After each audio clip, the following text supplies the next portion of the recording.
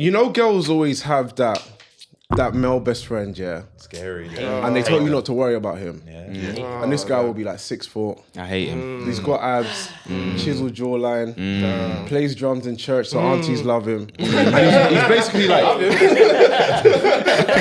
So he's basically like everything she ever wanted and needed in a man. Yeah. Yeah, that guy used to be me once. But I've lost it, but at least I've still got a reasonable personality.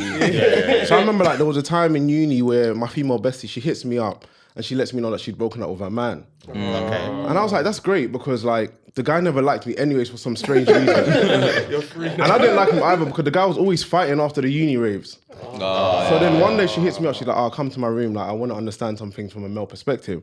And I was like, yeah, you've come to the right man because I studied psychology when I was younger, so I'm basically like a qualified relationship specialist. I'm basically like the Black Jerry Springer.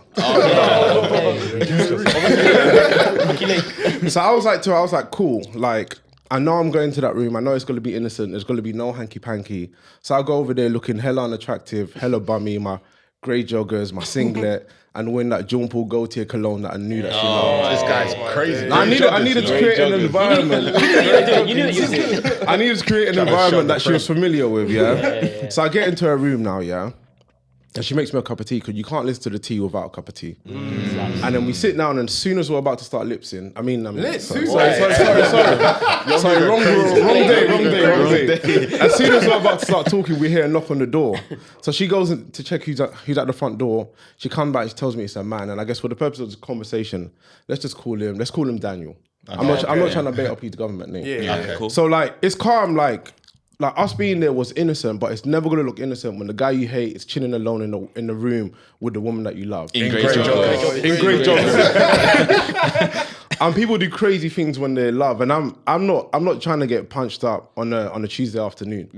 So I just go into fight or flight mode because I'm not trying to get punched up. So I go from cosplaying Jerry Springer into cosplaying Michael Scofield and figuring out a way. I needed to escape. And the worst thing about this whole thing is that, bro, I just got there. My tea bag hadn't even finished brewing. Bro, I wanted my cup of tea. I needed it. So now I was just like, cool, let me figure out a way to get out. So I was like, okay, let me chill in the kitchen.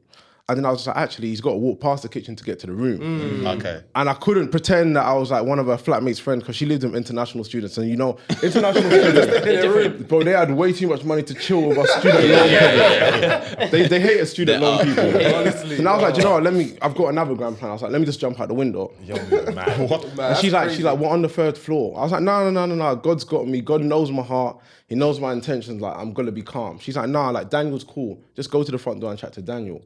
I'm like, bro, you've lured me into this lion's den and you're telling me to go and chat to Daniel. She's like, nah, he hasn't even committed any crimes this week. I was like, what? His probation officer's happy. He's doing a great job. So then I was like, cool. Like you're saying this guy's calm, but like, what is he studying? Like, didn't you say he's studying a Bachelor of Arts? What type of arts is it? Let me guess.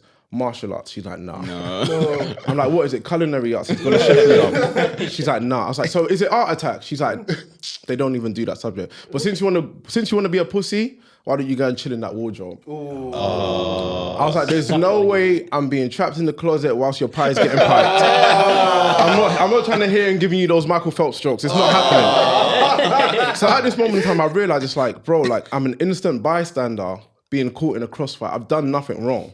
And it's like, at this point, I realized there's no way I'm going to be able to say it's not what it looks like when I'm wearing grey joggers, dick print, my top's now off, smelling nice. There's no way. And I think my Stockholm syndrome kicks in at this point. So I just give her a long hug. I'm like, do you know what? We're going to be cool. When I'm hugging her, one of the flatmates opens the door. He walks in. I'm just like, bro, this is not what it looks like.